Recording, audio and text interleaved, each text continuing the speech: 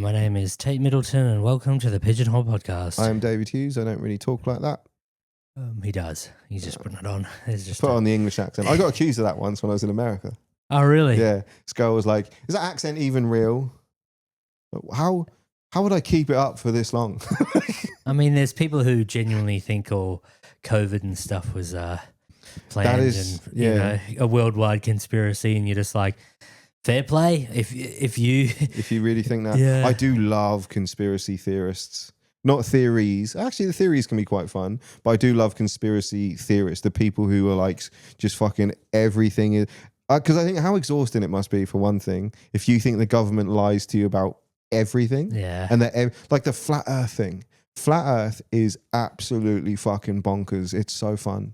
It's crazy. So fun. Do you know what my favorite one is though? Have you heard of the Mandela effect? Do you know what that is? I've heard of it. I couldn't tell you what it is. So it's people who think that I think the crux of it is, and people can correct me, they probably will. I think the crux of it is the world ended, and then it sort of merged with another timeline or whatever, like a parallel thing. And so it's called the Mandela effect because, or the thing is that people misremember things, or they go like, no, it wasn't that way before, but now I'm being told that it is. And the biggest one is people remembering Nelson Mandela being dying in prison. He died when he was incarcerated, but he died years after he got out of jail. And people are like, no, he died. I'm sure he fucking died in prison.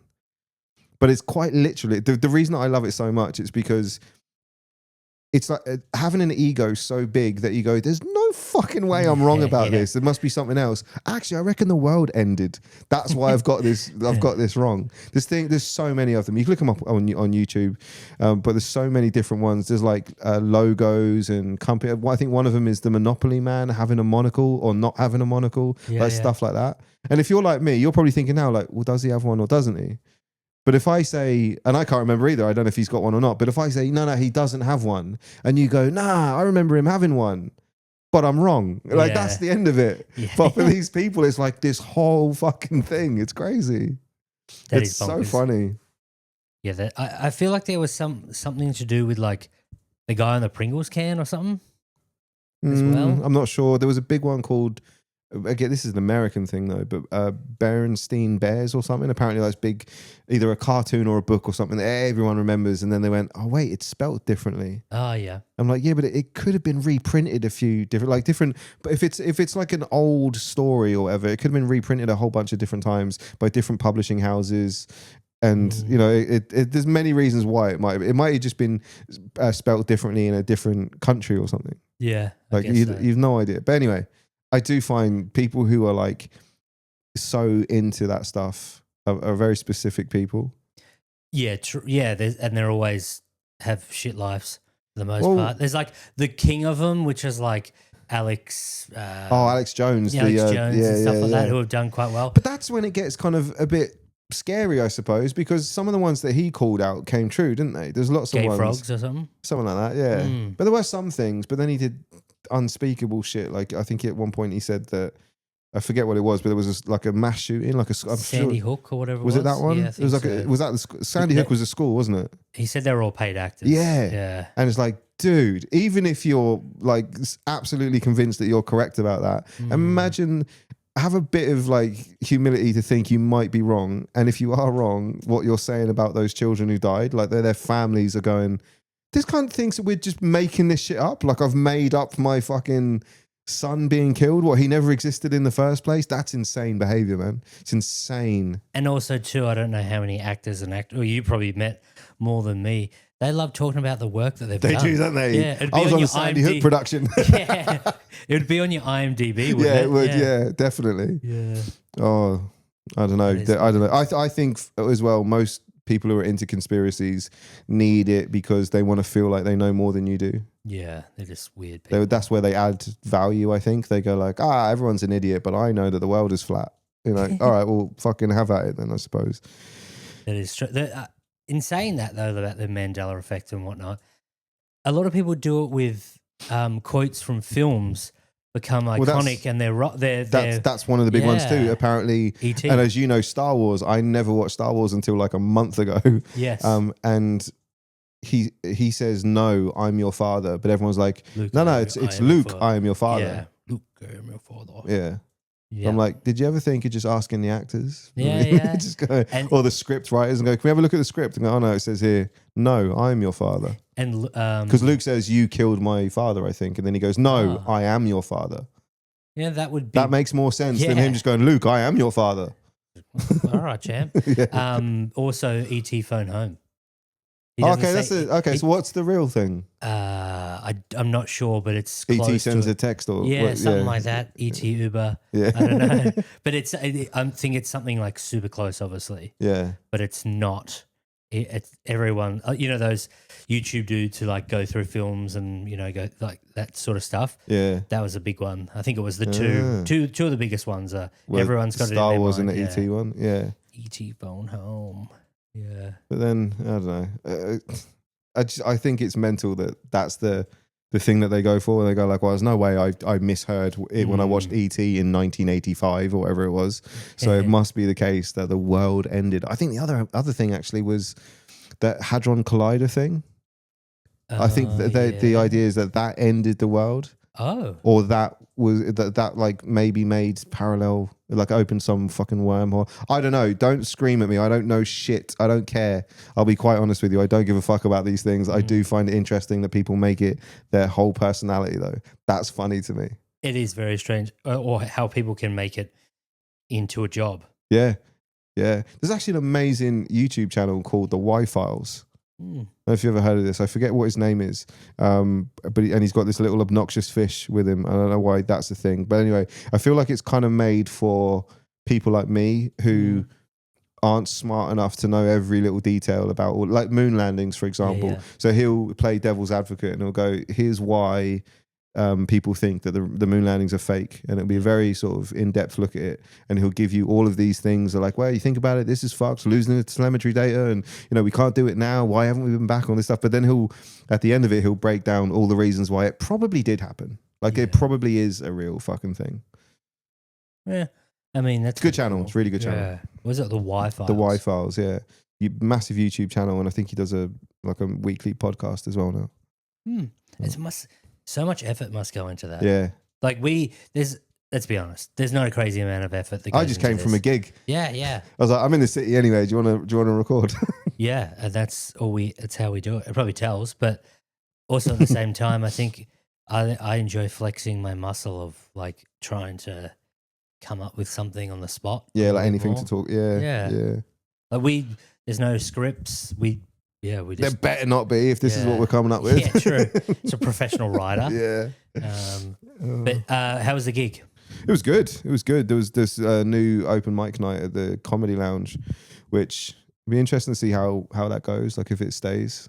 Yeah. Because typically they haven't really lasted too long. I think because Comedy Lounge is like obviously where you go to see the best acts. Mm-hmm. And then I think when they try and put an open mic on, it kind of falls a little bit because people have expectations. But who knows? There was a lot of people in tonight, so it was pretty good. And I think it was just slightly better curated. You had people like Andrew Wolf and John Pinder on as well. Yeah, that's so like one of the best open mics in Australia. Yeah, exactly. Two of the best acts in Australia, both on tonight. Yeah. Both doing, I think they did 7 minutes. Yeah, I was going to say five's pretty short for those guys. 5 would be a lot easier though. Like I did 10. And 10 of like 10 of new. I did like probably 70%. It would have been almost 100% new for that club. Yeah. I wouldn't have done, apart from my opening joke, I wouldn't have done anything that I've done in there before. But the rest of it is like, I've done it at other open mics, I've been trying it. But yeah, I don't really have the balls to go out and do like all new. Especially when you got a good crowd and stuff like that. You got a good crowd, and then they put you last as well, and you kind of feel like, I want this show to work like long term. Yeah. So I don't want everyone to walk away going, that last dude fucking sucked. Yeah, true. They always say that it's like the opening act, middle act, and sort of like last act, I guess, are the most important, and everything else is sort of filler. Because it's just how we remember things. Yeah, as definitely. we were just talking about forgetting shit. Yeah. MC as well, obviously. Yeah, MC in my mind is the most important. Yeah, same. And that was Jill, and she obviously just smashes. So anyway, yeah, that was good. What did you do today? A couple of podcasts myself, the old Tait Talks podcast. Oh, yeah. Pulling that out of retirement. Other than that, not a whole lot, man. It's been a miserable day, isn't it? It has been absolutely pissing down. I've been waiting for you to complain, though, because what you usually do is complain about the heat. And I thought, if this cunt complains about it raining just once, I'm going to smack him over the back of the head with something. No, I like the rain. I like Oh, you cold do? weather. Yeah. Yeah? I don't mind. I like the rain, but I don't. I just a couple of days of it is fine. After that, I'm like, you can fuck off now. I'm not in England. Yeah. You know? My biggest issue with the rain and heavy wind and stuff these days, because I'm a child and I need, like, at night I've got to have something to listen to. Oh, yeah. So, like, instead of white noise, I'll just chuck on, like, wind sounds or something like that, or rain. Well, if it's raining, why don't you just open the window? Well, you can't really hear shit here because obviously we're on the bottom of a X amount of. But it actually makes me super tired. It rains. really? My brain now is trained to be like, oh, rain. And I start to be like, yeah. I saw who was it was Shane Gillis was talking about being he was in a hotel somewhere and it was like him, his partner, and then like one of her friends or something, and he was he like we wanted to have a nap, so he put on the sounds of rain. He put on because he goes, that's how I sleep. I can only sleep to rain sounds. And then Best do it. Yeah. But his partner's friend thought that it was applause. And what? And he goes, and now I can't listen to rain sounds without thinking it sounds just like applause. So she thought for a while, like Shane Gillis can only sleep if he listens to applause. That is insane. The craziest That is thing. fucking insane. Imagine if that was true. Yeah. Imagine if that was your thing. I can only listen to fucking standing ovations. Yeah. That's how I fall asleep. That is super funny, actually. Yeah. But those little things do. When someone says, oh, have you noticed that it sounds like that or what? And you're just like, you know, when you see there'll be something that pops up all the time and it will be like your brain will, like, whatever you read first, your brain will say that's the sound, and it will be like brainstorm and like something else. Yeah. You're like, what the and you can close your eyes and you get like one or the other, and then you look at it and you're like, how does that work? Yeah. It's so weird. Yeah. Or the dress. Remember the dress? I remember the viral dress. Yeah, that was the big one because that got everyone fucking up in arms because it was like, what was it, gold and something or brown? Well, and yeah, I don't know. Well, that's the point, isn't it? It was different for everyone. But yeah, that one that you just said though, the one that goes and it's like brainstorm and then like cabbage fire or whatever the fuck it is. You're just like, yeah. At first I thought there's no way I thought they would. It was just a coincidence that I was thinking of the thing that it was saying, and then I was like, oh wow, that's actually a real thing. That's how stupid I am. It is. But very, yeah, it was strange. fucking bonkers. Brain's too powerful. Mine isn't. Mine's like the lowest setting on Mario Kart. It's like 50cc or whatever. There's nothing happening. What do you think of hypnotism? Look, I've never been hypnotized before, and when somebody tells me that they did it and it worked, I just think weak fool. Yeah. I don't know. Do you believe in it? Like, do you think it's a thing? Do you think you could be hypnotized? Are you going to tell me you have been? I don't think so because as the same as you. I think I go like, nah, you're weak. Yeah. So I'd absolutely power through it. Just but fight through Hannah it. Sainty, remember, she was chatting about. Yeah. She was saying that she got hypnotized and stuff. And she's a fucking smart girl too. I feel like you gotta just let it. I can't relax in general. Like, it takes me a fair bit to sleep. I'm not one of those people who go to bed, lie down, and I'm out within 2 minutes. Yeah. How the fuck does that happen? Well, how does it not happen given how much you've traveled? I learned to sleep in like It's the not most. the sounds, it's the screams in here. But I just mean, like, I can sleep on anything, anywhere. I mean, probably, okay, I used to be able to. I don't think I could sleep anywhere now, but certainly in my own bed, like, comfortable, I can just go to bed and I'll be asleep. It drives my wife nuts, but I'll be asleep in, like, minutes.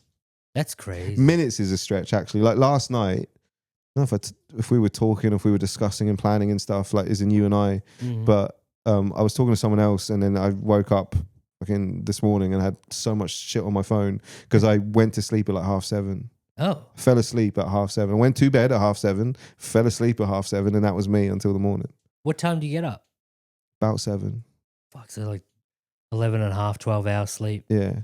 But I also think that I don't think I'm normal in that regard either. No, that's crazy. Some of you cunts can survive on like 4 hours or 5 hours. Like we know someone, a room runner, Xavier, who survives on fucking 6 minutes a week. I'm like, what are you doing? Yeah, it is. That's mental. It is pretty impressive how much he can get done.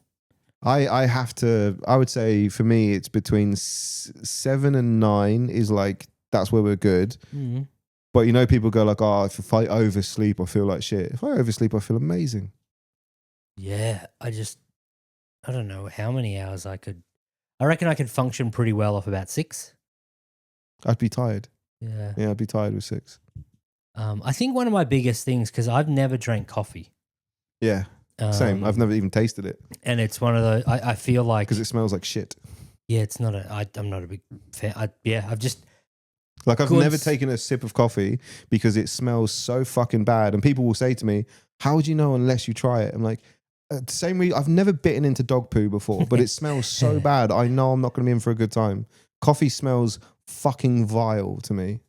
It is a very, like, if you're a coffee drinker, they seem to love it. And if you don't, you're just like, even if you were like, hey, here's coffee flavored anything. No, coffee flavored, no. I'm out. Just as bad. Yeah. Coffee flavored fucking ice cream and no, fuck that. No. Sorry, I interrupted you. What was your thing there? You don't drink coffee? Well, I think not drinking coffee has, for me, allowed me to like wake up with a pretty like, all right, it's go time. Yeah. That's probably I'd say that was a real thing for a lot of people because I think they rely on it and then it becomes fucked. Well, it's a stimulant for sure that they use it as a stimulant, but I think it's also the routine of it. Yeah. You know, like that's the thing that you do. And I'm guilty of it when I go to the gym. I take pre-workout. A lot of times I probably don't need to.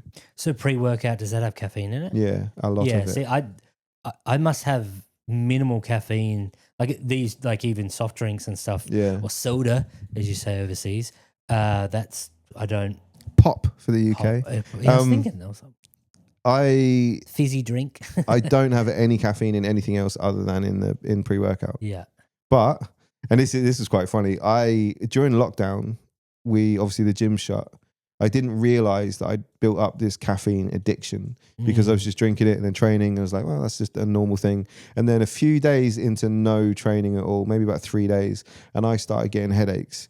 And I remember talking to my wife about it, and she was like, I think that's a caffeine headache because you haven't had any caffeine for like a few days now.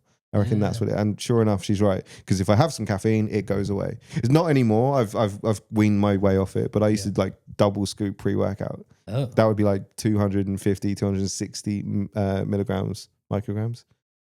One of those of caffeine. Kilos. Too much. How many do you reckon do you know how many shots of coffee that would equate to? No. Someone told me once a while ago. It's like the equivalent of about 6 or 7 of them. Oh shit. Yeah. Yeah, so... And that's when I was like, oh, well, let's fucking stop that then. Yeah, I've heard that caffeine addiction is one of the worst. Well, it's certainly like, I was getting proper headaches because I was like, why? I'm drinking water, I'm doing this, I'm doing that. And I was exercising too. I was just going out to like the beach and stuff and like running. But I was feeling like shit. And I was like, why do I feel so bad? And I don't suffer from headaches. Like generally speaking, I'm quite lucky. I don't really get sick very often. Neither do I. And then that started happening and then we worked out pretty quickly. It was a caffeine thing. So you had caffeine and you were good? No, I just stayed off it. Cold turkey. Yeah, because I was like, I remember looking it up. I was like about 3 or 4 days off it anyway. And I was like, do I just have some or do I ride it out for another week and then I'm fine? Which I think is pretty much what happened. But now you just take a lot less when you go. I take way less. I have like half a scoop now. Oh, really? Yeah.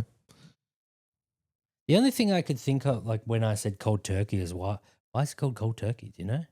Cold turkey? I don't know. Yeah, like why is that the word for like getting off something? I've had cold turkey heaps of times. It's delicious. Yeah. Sandwiches and everything. Cold turkey. You quit something cold turkey. I have to know. Yeah, I need to know what it is. It's very odd. We've got a few things as well. Some do you want to go to the first one? Yeah, we can.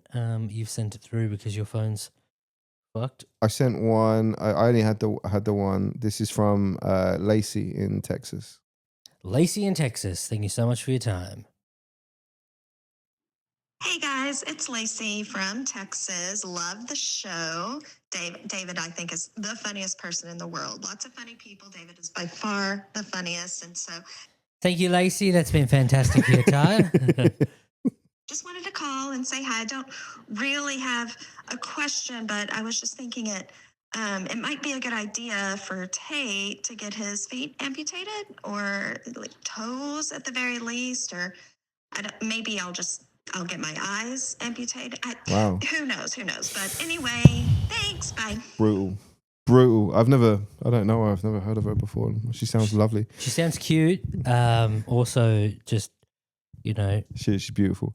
The phrase I've never met her before. Yeah, she's beautiful. the phrase cold turkey to describe abruptly stopping a habit, especially drug addiction, is thought to have multiple potential origins, but its exact derivation is debated. One theory suggests it refers to the goosebumps and clammy cold skin that you experience during withdrawals. That might be it.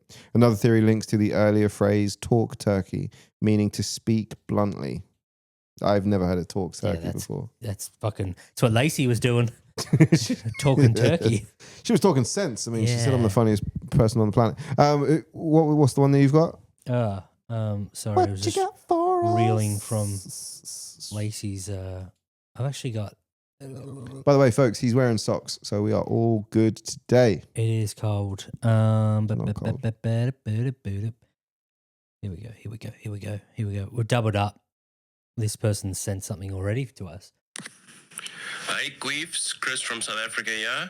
What's your thoughts on Israel-Palestine? Just kidding. Do you heathens enjoy Vegemite? If yes, what's it like being born without taste buds? Thank you, Chris Pacello. So, Vegemite, go. Where are you with Vegemite? I don't mind it, but it has to be very, very, very lightly spread. You should be able to see the butter between it. Yeah. Does that make sense? Yeah, I've heard thin is the way. Very thin. I have. Thin. Yeah. A dusting, one would say. I have only given it to my son before on toast, like when he was really young, and he didn't mind it at all. He won't touch it now, but he didn't mind it at all. And I would do that. I was so thin, but I don't like butter, so I didn't put butter on his toast because I project. God. So I would just put the veggie, but nobody liked it. This is the thing. And then I remember going like, "Oh, this is disgusting." But then I tried one of the crusts of his before, and I was like, "It's actually not that bad." It's not that bad. I can imagine if it was fucking lathered on, it would be intolerable. I honestly think there should be a test for children when they're around about 10 years old. You give them a thing of butter, you get some toast and some Vegemite, and you go, show us how you put Vegemite on this toast. For children? Yeah. Why children? And then if they put too much on, if it's thick like Nutella, right, we ship them off to an island. Not island, an island. Yeah, but they're kids though. They're clearly sociopaths, psychopaths. There's clearly something not right in here. We get rid of them. What about Nutella? Would you put Nutella on toast? I have in the past, but I can't remember the last time I even had it. I can't remember the last time I had Nutella, but the reason is... I know when you had it. Remember you had that fucking giant pretzel? Oh my God. That was here, wasn't it? Yeah, It's not too far from here. We went out after a gig once, and you had... What pretzel did you have? You had like a savoury one, didn't you? No, I had the fucking peanut butter. And Jesus. Yeah. It was good, but it was the fucking... thickest thing in the world. Like, I can't fucking do peanut butter. That was too much. That was like, ugh. That Nutella one though, that was like, I reckon, a jar of Nutella in that pretzel. That was crazy. It was fucking enormous. I think the lady liked you. But the other reason though with Nutella was that we don't have it in the house is because I'll just attack it with a spoon every now and again. Really? Yeah, I won't put it on anything because I don't feel like it belongs on anything. I like people put it on pancakes and stuff like that. I'm like, pancakes are good. Fuck that.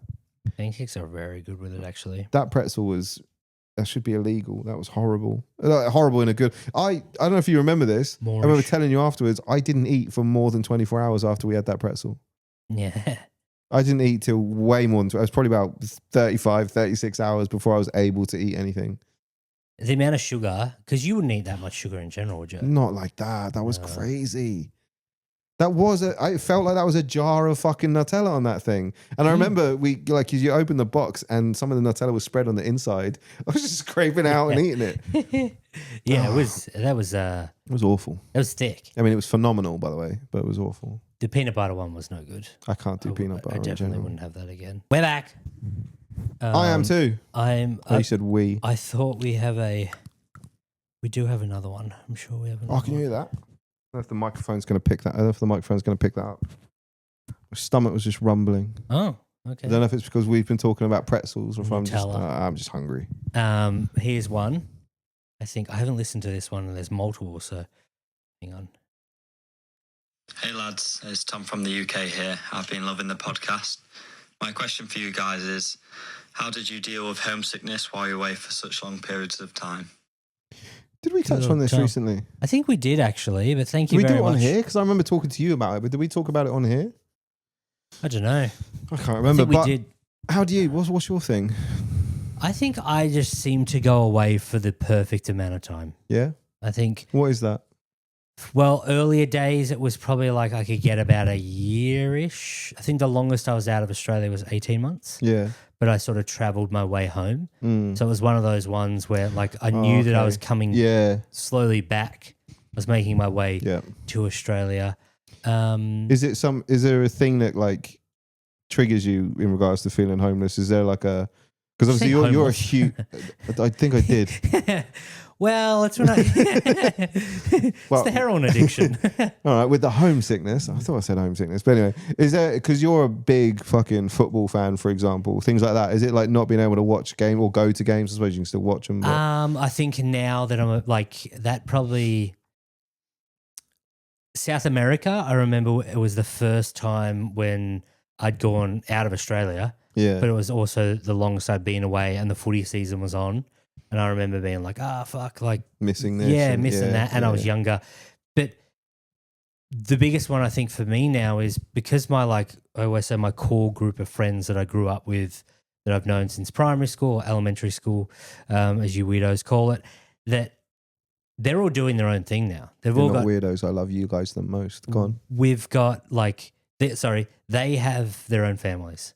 Yeah. It's very hard and sort of like. And are they displaced as well now, or are they still where you grew up? No, No. majority of them are still like Yeah. within, let's say 20 kilometers from where I Oh grew wow, up type thing. that's quite unique, I would say. Yeah, they've definitely they're all also, a lot of my friends weirdly hit the jackpot with like one serious girlfriend and now like married with kids. Yeah. Okay. Yeah. Yeah. So they like to settle is what I'm saying. Mm. Anyway, but there's no FOMO. There's no fear of missing out. It's Yeah. just like everything's sort of been done now. So definitely older now that like I know that I'm not missing out on anything. Right. But younger, you'd be like, 21st or something like that. You'd be like, Well, what I about wish I like was there." comforts and things then? What about just like because I mean, obviously you like, for example, you come over here and then you'll be staying in like different places and stuff. Is there a part of you that misses having, like your own space that's just you know? Do you know what I mean? Like you don't have to worry about packing up and any of that Yeah, sort of well, stuff. it gets or- old living out of like suitcases and stuff sometimes when Yeah. I'm staying at people on people's couches. But as long as I'm doing like stand up or There's a reason podcasting, for yeah, it. it makes sense. It's like that's fair. sort of like this is work. Yeah. Yes. Definitely. I think that's Um, big. But other than that, I think just staying in a place for the right amount of time. There's some people just go like, I can't go home, and you're like, what? Mm. They're like, just I said to everyone that I was coming over here for 2 years, and you're like, Oh, that's crazy. what? Who gives a fuck? I don't think I've ever met anyone like that. Yeah, I've met multiple people. I've met people who have like gone, or I know people who have like gone away, people who wanted to come over here and like, I'm going to do a year and then a second year and then I'll probably go to, so-and-so. A month or two in, they just go home. Yeah. It's not always the same reasons as well. Like sometimes it's, finances or whatever, or It's something happens back home. But a lot of the time it's just like, I don't want to be away from home for this much. So I'm like, I respect that. Yeah. I do respect it. Because we don't do it for the sake of doing it. That's kind of ridiculous, I think. Yeah. As in like, don't travel, don't relocate or whatever. Don't go and move to a new country and then make yourself do it and you're not enjoying it. You're just worried that people are going to be like, oh, you couldn't hack it in the, you know what I mean? That's Like, a big Who one, gives yeah. a shit? I met a girl in a hostel. It was at the Generator Hostel in Russell Square, I think, in London. Mm. And she'd been away for 4 weeks. And we were chatting in the hostel. and Aussie Bird from Adelaide. And I was like, what have you been doing? She was like, oh, 2-year work visa, blah, blah, blah, blah. And she's like, I'm going home next week. And I'm like, oh, sweet. How long you been here for? You know, standard question. Yeah. She was like, 4 weeks. And I was like, She's just homesick. huh? She was like, yeah, 4 weeks. I'm like, that, okay. And she was like, how long you been away for? And I'm like, I think at the time it might have been like 10 months or something. Yeah. And it was just normal. I was just working and this and that. I remember she was working at a hotel. And I was like, just not enjoying it. And she was like, yeah, I tried. I'm happy that I came over. I've seen some stuff. She's like, I went to Paris last week, blah, blah, blah. But she's like, I just realized that it's something I don't want to do, and I'm sort of happy to go back. And I was good like, for her. fair enough. Good for her. I genuinely respect that. I think people going away and then forcing themselves to stay away because they want to look good, like to like their mates or whatever, or their family back home. Like, you're wasting your time. You're not alive for long. Just fucking do your thing. Yeah. And have fun with it. Just being miserable in another country. Actually, I will say one thing that made me move back, and probably not homesick, but move back to Australia. Yeah. So when I was living in Canada last, the weather is so shit in Vancouver and it rains all the time. Yeah, big one. And I was just like, I was working landscaping, like landscape gardening, is it like laboring, and just getting drenched every day. Like to get up in the morning and put your shoes on or your boots and they're wet from the day before, and the first thing your feet are wet, it just like drives you insane. It drove me insane anyway. I'm with you. Yeah, so 100%. I pretty much was pretty quick in Canada to be like, I think I'm done. I think weather's one of the reasons that I've stayed away from England. Like since having a son, like when Oscar was like really young, Kate and I did think about going or like us moving to England, me moving back to England just for a bit. I think it was like a year or 2 years we were thinking about, and then I had to explain to her. It was mostly her idea. It was for my career, but it was mostly like, she was like, well, let's just do it and see, because it's quite exciting. And I was like, I promise you, like 2 weeks in, you're going to regret with every bit of you, you're going to be like, why the fuck have we moved here? Because when you have a kid, it's like living in a place like this, you can go out most of the time. Summer, winter, it doesn't matter. You can always be doing stuff. Like over there, it's miserable as shit. Fucking, the winter's terrible. The winter is just unmanageable. And I remember thinking, what would I do with a baby? He was like 1 at the time. I was like, what would I do with a baby when it's just raining and cold, like constantly? That is a big one, obviously. Like, you can go to parks here, you can go to national parks, you can go to the beach, you can do fucking so much stuff. And in the UK, it still rains in summer. Yeah. Yeah, like every time the ashes That's the trade-off. It's beautiful and green. It's gorgeous over there, but there's a reason for it. Yeah. Same with like Ireland. It's so lush and gorgeous. Like, it rains like 90% of the time. That is crazy. I couldn't imagine. Like, I'm exaggerating. Obviously, it doesn't. But you get my. Well, I think Ireland rains over 200 times a year. Yeah. 365 days a year.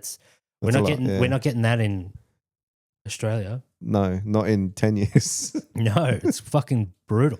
It's been raining today, and it's been raining a lot, but then that's just comparative. Like, obviously everything is relative, and now, like for me, a day of rain where it's been like on and off since about 9 o'clock this morning, I'm like, this is crazy. It's like, but mate, back home is just, it would be like this all day, harder than this all day for weeks on end.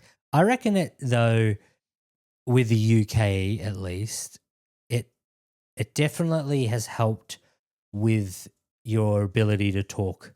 So as in like banter. I hate that fucking word. But you guys are always like inside. You got to talk to each other. You got to like, there's a lot of like, whereas in Australia, it's like, I just went for a walk by myself, or I went surfing, or this or that, or fucking whatever. There seems to be a bit more outside doing shit, and you're by yourself a little bit more. Yeah. Whereas you're cooped up with other people all day. And then obviously the pub culture. Yeah, big. Because the weather's fucked. You go to the pub. And then when the weather's really nice, we go to the pub and we sit outside it. And you take your shirts off. Yeah.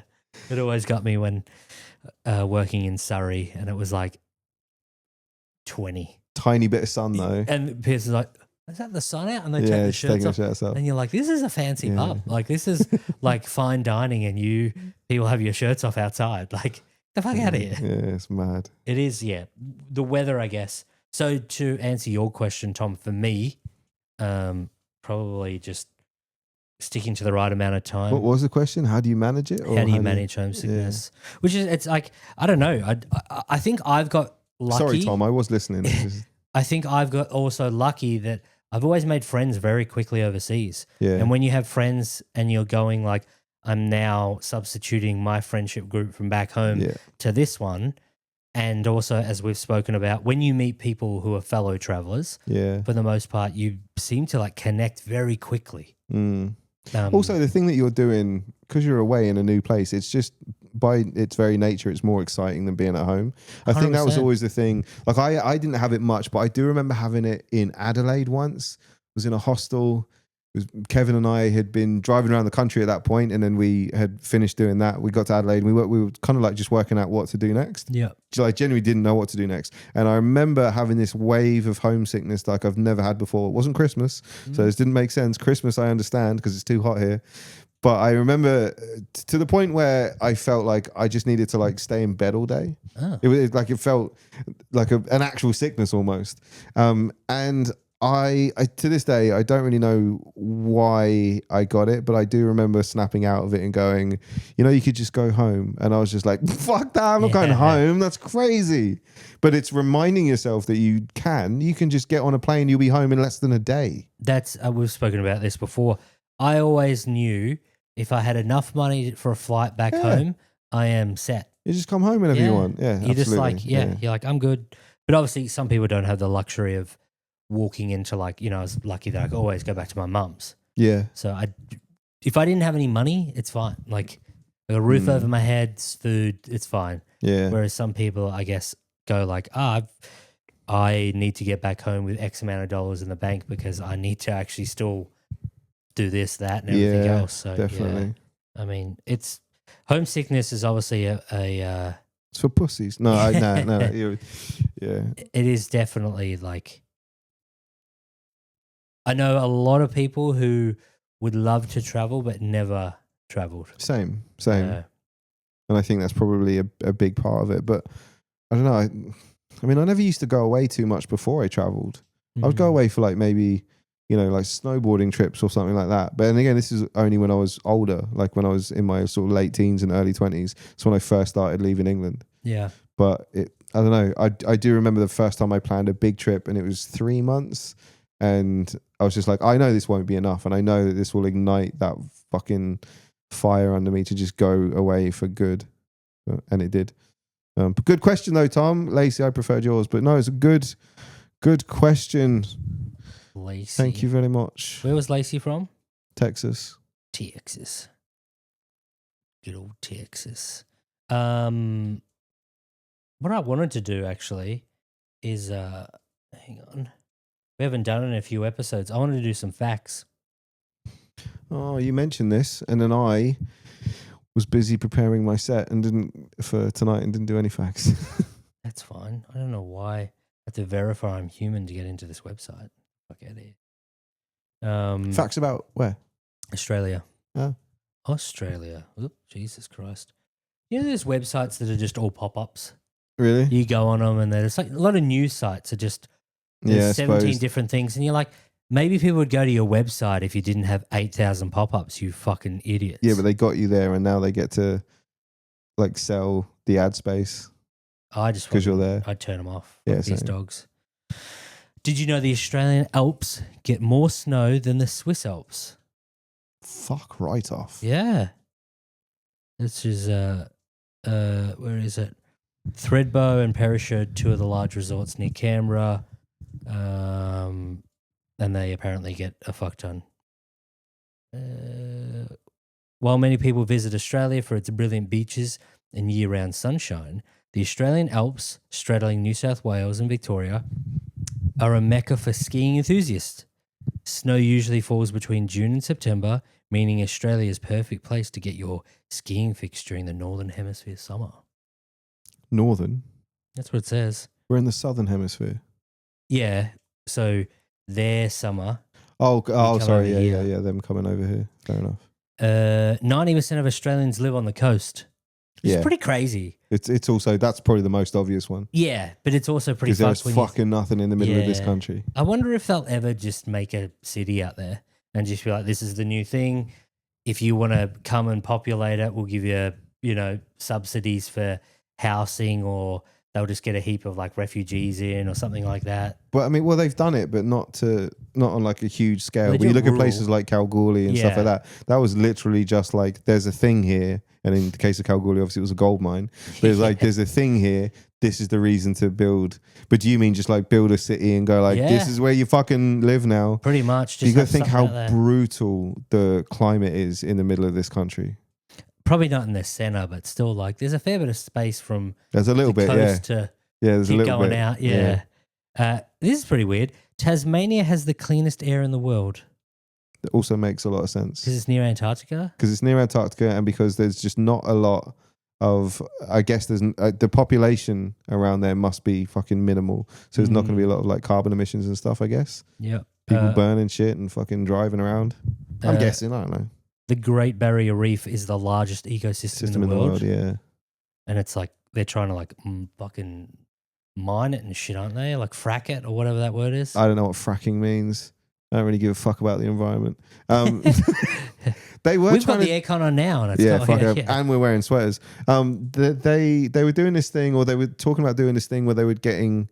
No, actually, this wasn't the Great Barrier Reef. This was somewhere else. But they were getting train cars and putting it in these reefs, these coral, so that the coral would like stick to them, Yeah, and it would like provide some sort of, I don't know. it's weird. I have to look that up. Actually, I shouldn't just say things Yeah, without looking them up. no one's gonna fact check it. It's fine. Yeah, true. They did it. 80% of the animals are unique to Australia. What? The animals of Australia are some of the most interesting in the world. From And you cuddly, can't find them anywhere else. marsupials to a huge variety of birds. There are so many opportunities to experience. Well, this is Marsupials are dipshits, though. Yeah. Little If fucking you had to, dumbasses. besides Got a pocket. Fuck off. 2.5 kilometers of Uluru is underground.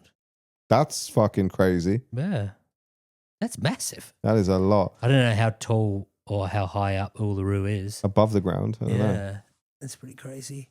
If you had to eat a marsupial besides a kangaroo, what would you eat? All of them. I would eat all of them and I would waste so much of them because I'd just be like, fuck you all, dickheads. Nah, what would I eat? Did you say beside the kangaroo? Because that's the one that people, it's already on menus and stuff like that. Yeah. I don't like kangaroo though, by the way. It's too, horrible. like sinewy. Yeah, it's disgusting. And people have said to me, it's like, oh, you haven't had it. I've had it in fucking kebabs. I've had steaks. I've had burgers. It's all shit. Fresh. It always tastes fucking disgusting. I don't know, like a possum or something. Is a possum a marsupial? Yeah, I think so. Yeah. Maybe Think one so. of them. I don't know. There's something about an animal with a tail like that where I just go, I don't really want to have to fucking Got a funny story about a possum. go on them. You know how cats are like nature's serial killers? Oh, yeah. We had a cat ages ago called Bean. He was a black tabby cat. He was 8 kilos. I don't know what that is in pounds, like 16 About pounds. 15, 16, yeah. It's literally Huge, double. Yeah. huge. And he was like ripped. He wasn't fat at all. He was just a country cat. Was he like big as in long as well? Yes, like ridiculously long. And he murdered everything because he was jet black. So at night, No one could see no that one cunt could see coming. him, right? And possums just go from the trees and they walk along the ground and then they go to other trees. Yeah. He would just hang out, grab them. Fuck. And he got his favorites were bushtail possums and ringtail. Yeah. And he got a ringtail one day and he ate the whole thing besides his tail, right? Yeah. And he had its tail in his like little outside bed for ages. He didn't notice. And I was like, ew, this is gross. Because there's not much meat or anything on them. They're No. just hard. Yeah. So I threw it in the paddock one day Yeah. and then I saw him coming back with it in his mouth. He must have How been. dare you throw my fucking And then he trophy away. He brought it back to his bed. Yeah. And then the next morning when he was out from sleeping somewhere from murdering, I guess, Yeah. I grabbed it and I threw it back out there. I was like, fuck this cat. And then I saw him later bring it back and I was like, you motherfucker. Why would you fuck with a cat that big? If he wants that tail, let him keep that tail. It's true, but I also thought it would be like maggots and stuff. Yeah, good point. And he used to, I should have taken a photo of it, but he literally was like curled up next to it in bed. And I was like, it's so funny hearing stories about cats like that. I have 2 cats and they are both like, they wouldn't survive, I reckon, half an hour outside. Really? They would be fucked. Yeah. This one could climb huge pine trees, murder if you put him inside for more than maybe 20 minutes, he would be standing at the door and just be like, let me out. It's murder time. Not allowed to do that anymore, I don't think. I think, they're changing it. Maybe they're bringing it in so that cats have like a curfew, I think. Or, I mean, to be fair, he probably should have had a curfew. They Because definitely should have a fucking curfew. They are menaces. Yeah. I love my cats, but my wife fenced, she netted our garden so that they can't get out. So things can't get in and fucking attack them, obviously, but also mostly so that they can't get out because they are so fucking destructive. Yeah, it's I had no idea. Billions of wildlife every year. Yeah, it's gross. Yeah. I mean, they're just nature's like superstar. Nature's cunts. Murderers. They're nature's cunts. They are amazing though. They're so nice and fluffy until they're like, fuck off. And you're like, what the fuck? Who gave this teddy bear like killer instinct? My cat, my big cat, his name's Meowie because my son couldn't speak. So he just went, Meowie. I was like, all right, we can call him Meowie. He hates John Pinder. came Does he to act my, like a crow? He just came to my house once and then like my cat was just kind of like sizing him up and John was trying to like, be really like nice with him and gentle and stuff. And then my cat just went, nah. Really? Just hit him. It is funny when cats hit people. Yeah. When they just go like, and you're just like, they're just so strange. He hates my mother-in-law. He basically doesn't really like anyone coming into the house, but like some people is fine. Like my sister-in-law, fine. It could be a smell thing. Yeah. Because if you wear a lot of perfume. Well, no, but Pinder smells like shit. No. I think, I don't know what it was with Pinder, but with my mother-in-law, I think it's the other, she has cats and dogs and stuff as well. Yeah, so I think it's that stuff too. But then my wife's a vet and she'll come home covered in everything. Yeah. And my cats are fine. But I don't know. Yeah. Cats. I like to think he's just a prick because it's funny to me. They are. Because with the 3 of us, he's the nicest thing in the world. But if someone else comes into the house, I'm like, I don't know how this is going to go. It always makes me laugh. They are vicious cats. Oh. I remember like we've had heaps of cats over my life at my mum's house and them literally just like me looking down at like a young cat and then it just jumping up and just scratching my face and be like, what the fuck? Fuck that. I wasn't even doing anything. My wife said that she's been bitten by cats before, like operating them on or whatever, or having to just handle them. And she's been bitten and it's like, their teeth are like razor blades. They're like so sharp and they can do some real damage because they can go all the fucking way in. Like a dog's, it's just the pressure. Obviously they're sharp, but it's the pressure that they apply. And with a cat, it's like a needle. So I had a dude on my podcast early days, Jesse Morton, and he was in Malaysia and he made friends with a Malaysian family. They helped him out. They were great. He nipped off to do something and I think he went to like East Timor or something, came back and I believe the guy who helped him out had died. And the reason he died is he got bitten by a feral cat. Oof. And the bacteria is so bad in their mouth. They're like fucking... It's like a Komodo dragon. Yeah. And he died. And he's like, what? A cat. But apparently cats can, as you said, if they want to, if they bite you properly, it's just like in. Whereas like 9 times out of 10, they'll just be like, I'll scratch you. Yeah. Even when I've been scratched multiple times by cats and it raises. Yeah. You're like, oh, that must be like bad. Yeah. Yeah. I mean, but they're fun though. They're cute little cuddly things. I love I didn't think I was a cat person. Then we got cats and I love these cats. They are fucking amazing. If I ever win the lottery, I'm going to get like a couple of Maine Coon cats. I really want a Maine Coon. Yeah. Not so much about I know that they're expensive and everything else. That's not the thing that puts me off. Now it's just like if we didn't have my cats, I'd be like, absolutely get a Maine Coon. But I don't want to disrupt because we have 1 dog and 2 cats and they all get along really well and I don't want to disrupt that.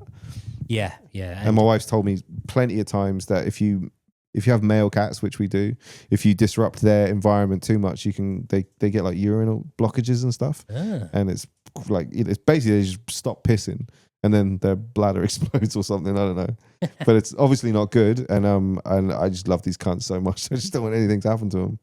Yeah. I'll be I a mean, mess if something does. Well, I remember this off topic, but still on topic. Do you remember the comedian Daniel Tosh? Yeah. I went to watch him in like 2020, and he was either end of 2019 or the start of 2020. I can't remember.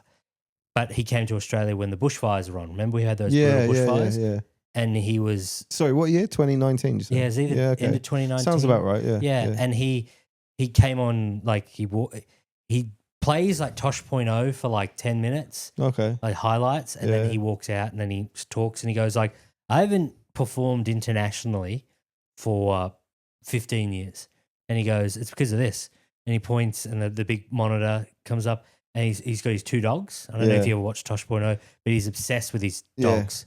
And they finally passed away. Oh. And he was like, I never wanted to be away from them. He's like, they were my dogs. I had them for before my wife, before my fucking kids. Like, that's my thing. This is my world. Yeah, I've had Robot longer than I've been with my wife, and obviously like she's older than my son as well. It's so fucking sad sometimes now when I look at her and I go, oh fuck, you're old. Wait, Robot's a dog. Yeah. Sorry, yeah. My Robot's she's a long haired Jack Russell. Yeah. She's fucking gorgeous, but like she has started to look a bit more like an old woman in the last maybe like 2 or 3 years. And it's only when fucking, Facebook and shit will pop up and show, or like your phone now just shows you memories. Yep. And they're amazing, but I'm like, oh wow, your colour's like almost gone.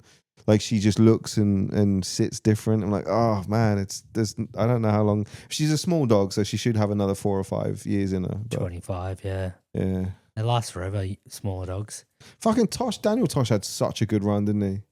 I know it's not over. I know he's like still active and stuff, but I mean, at the height of it, Tosh.0 was fucking huge. He was touring, not globally apparently, but he was touring and fucking smashing it. He was he was doing so well for so long. He leaves so many big comedians in the dust. I've heard, now. He is so fucking good. I'm genuinely, if you go and watch his older stuff, I have. like, holy shit. He's basically doing, what Jesselnicker's doing a bit more recently, I think. There's real similarities between the two of them. Not just because of the edginess either, but just the sort of, I don't know, he's so like sure of himself. Oh, he's a star. Like he's genuinely like one of my favorites, and I always forget him. If people are like, who's your favorite comedians? I'll be like, I guess like Australian, Carl Barron's my main man forever, and then Jim Jeffries and stuff like that. But like as American ones, like he was my favorite for Tosh.0 religiously every Thursday. I used to watch it. It was on MTV for like the longest time, like in England. That was the only place to watch it for a while. I think Channel 4 had it. I always made sure I watched it every week. Yeah, it was the Soup, I think, was the original one with whatever that guy's name was, Ryan Seacrest, I think. That was a similar show. And then he had the adults version, which was he was always so self-deprecating for his audience. He's like, my audience are dudes from 16 to like 24. He's like, fuck, they made me rich. Yeah. His podcast, I've never listened to it, but he just does what he's got so much money now. He gets to do passion projects. Yeah. Like George Clooney. I wonder what his net worth is. I think at the height of Comedy Central buying Tosh.0 was something absurd. Yeah. Well, I'm guessing it still is something absurd. Oh yeah, he's very, very rich. I'm a big fan of him. Anyway, that is the end of the episode. Oh, wicked. Well, once again, thank you for everyone sending in voice notes and questions and stories. Keep the stories coming in. We haven't had some. I want some stories. Give me some big, beefy, fucking juicy stories. Thank you, Tom, Pacello, and Lacey. Even though yours was mean spirited. No, yours was wonderful.